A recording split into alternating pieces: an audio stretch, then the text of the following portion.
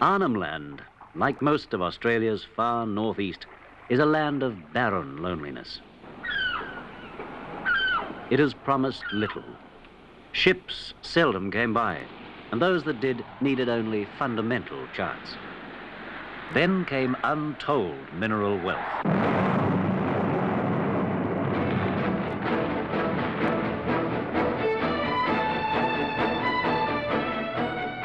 Manganese, bauxite, copper, iron ore, basic materials for multi-million-dollar industries. They're all being won from this hinterland.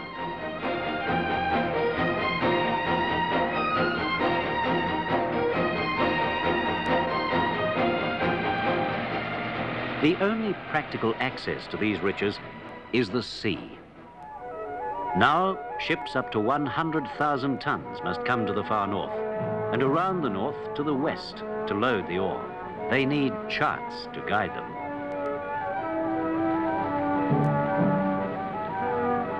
Terra Australis, the Matthew Flinders chart of 1802-1803, is hardly adequate.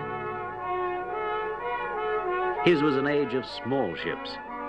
This is an age of big ships and better charts.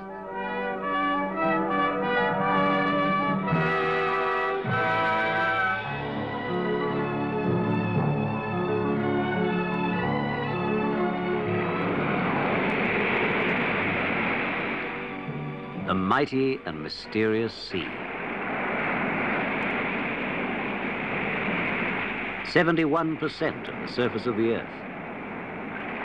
These great masses of water which separate continent from continent and island from island spread over millions of square miles. The sea. It is at once the mariner's challenge and the graveyard for his ships. The seabed can be submarine hills and valleys, jagged rocks, or coral formations.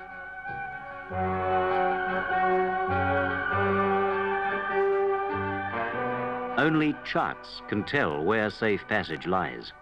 It is the task of the Royal Australian Navy to carry out the hydrographic surveys of all offshore shipping routes. And HMAS Moresby is at present in the Gulf of Carpentaria surveying such routes for deep draft vessels proceeding from the iron ore, manganese and bauxite ports of MacArthur River, Groote Island and Gove to the processing ports throughout the world and on the east coast of Australia. The area to be surveyed, 5,500 square miles. It'll require 33,000 miles of steaming, more than 1.5 times around the world. Port Langdon on the northern coast of Groote Island. From here, Moresby, specially built for hydrography and one of the most modern hydrographic ships in the world, launches 3 small survey motorboats equipped with echo sounders for close inshore survey work. They operate in daylight from a camp on shore.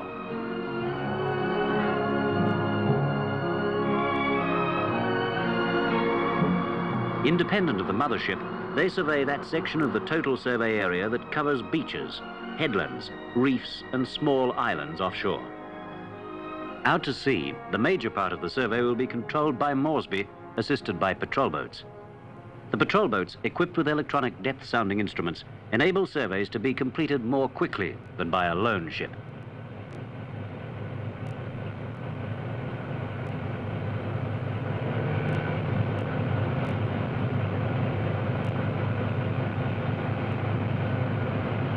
Before the survey begins, the captains and officers of the patrol boats rendezvous for a conference with the captain of Moresby, the surveyor in charge.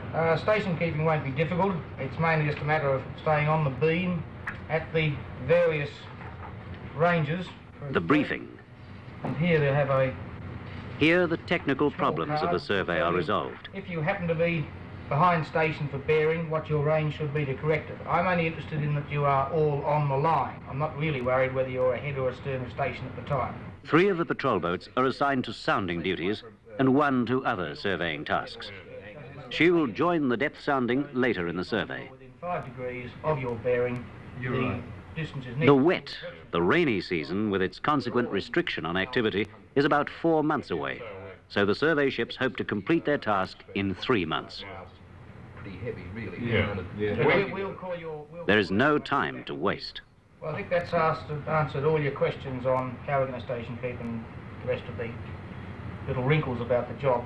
Tomorrow morning we'll start early in the morning, get underway at 6:30 and be switched on and round the corner by 7:30 when we'll start the first line of the survey.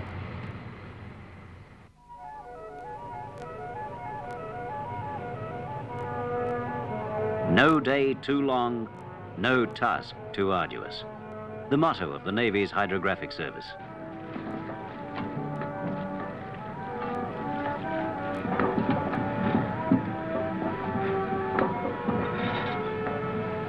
But the day is always long and the task always arduous when surveying begins. Ahead are 33,000 miles steaming back and forth to survey 5,500 square miles of the Gulf of Carpentaria. 15 degrees start wheel on, sir. The surveyors will gather hundreds of thousands of measurements needed to plot the contours of the seabed.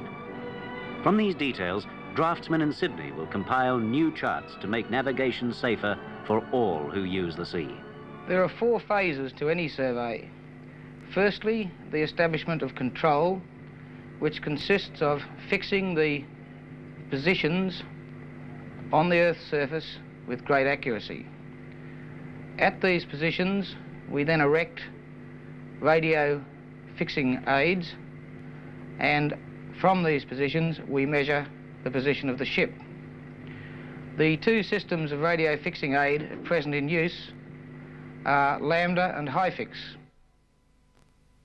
Lambda, a long-range radio position fixing system. The survey ship, using very exact land survey data, sets up on shore 2 small radio stations.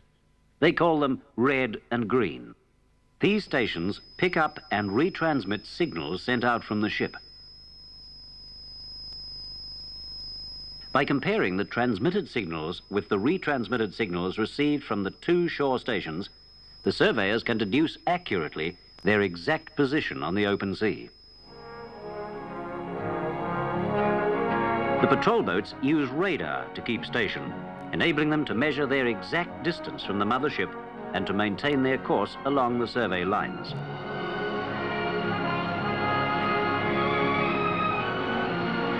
The soundings of depths at precise times and places are called fixes. All boats, this is Papa Mike. Stand by for fix number 1. Echo sounders in Moresby and the patrol boats show the depth. 10 seconds. All boats, stand by. Stand by. Fix. The depth is noted while the exact position from the red and green Lambda radio stations is recorded. Last fix number 1. Simultaneously, the patrol boats call in their depths, while their ranges from the mothership are recorded. All day and through the night, fixes are called and simultaneously depth soundings are recorded. Later, these recordings are collated. This is an exacting task. In each patrol boat, officers and sailors must man watches 24 hours a day, keeping station on the survey ship with no margin for error. On board Moresby, work can go beyond depth sounding to include the recording of water temperatures, salinity, or magnetic properties of the ocean bottom. Or it may be sampling the seabed. Every 10 minutes, Moresby obtains such samples, and when the chart is drawn, it includes notes on the nature of the land under the sea.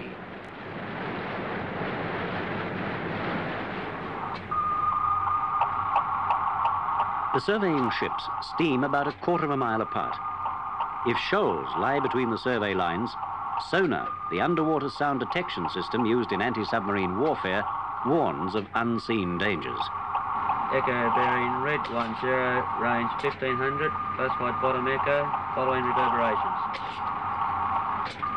Bridge, very good. Sweep up port side, red 30 to right ahead. SCR, roger. Stand by. Fix. Red 13.63. Green 21.4. On the bridge, the work of surveying the ocean goes on. 605 yards, 608 yards, 898 yards. Depth 5-6 feet. Pipe music, air conditioning, and modern amenities.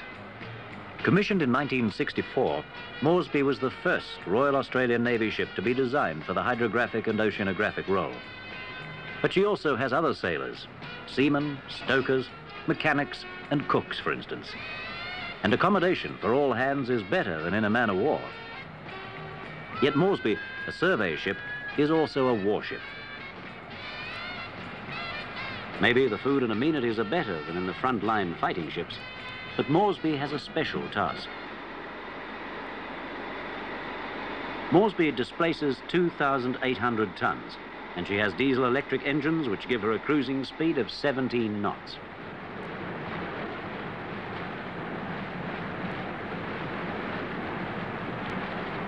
Everything about Moresby smacks of today. Work has to be done, however tedious, but speed and economy of effort are the essence of the task at hand.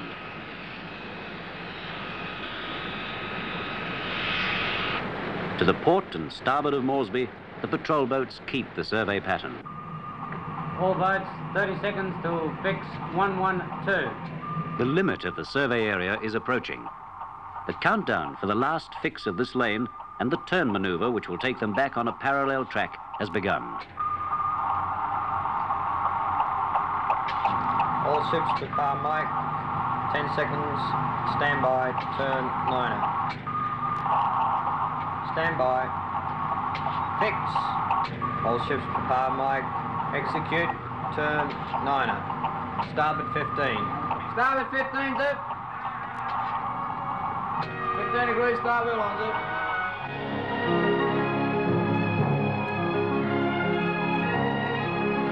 The niner turn, the start of an exacting maneuver that will take the formation of surveying ships through a turn of 180 degrees and send them back precisely on a parallel course for the next lines of survey.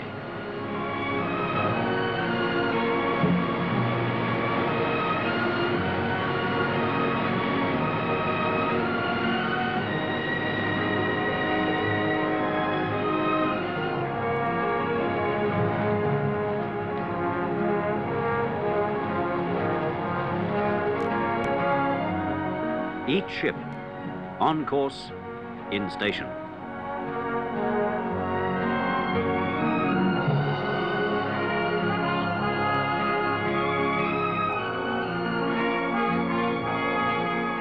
Each time the ships reach the edge of the area to be surveyed, this maneuver will be repeated. Moresby carries a small helicopter, a scout to speed up the erection of radio equipment ashore and for transporting sailors to set up and man these crucial stations.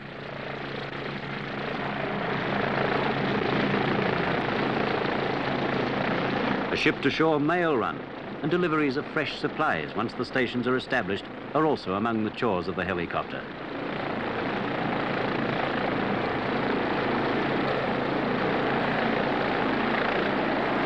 During a survey at sea, about 20 sailors from time to time must live on land like Cape Grey, perhaps hundreds of miles from habitation, either under canvas or in small prefabricated wooden huts. For the men on their lonely headland, the helicopter is always a welcome sight. It means news from the ship and home and fresh food.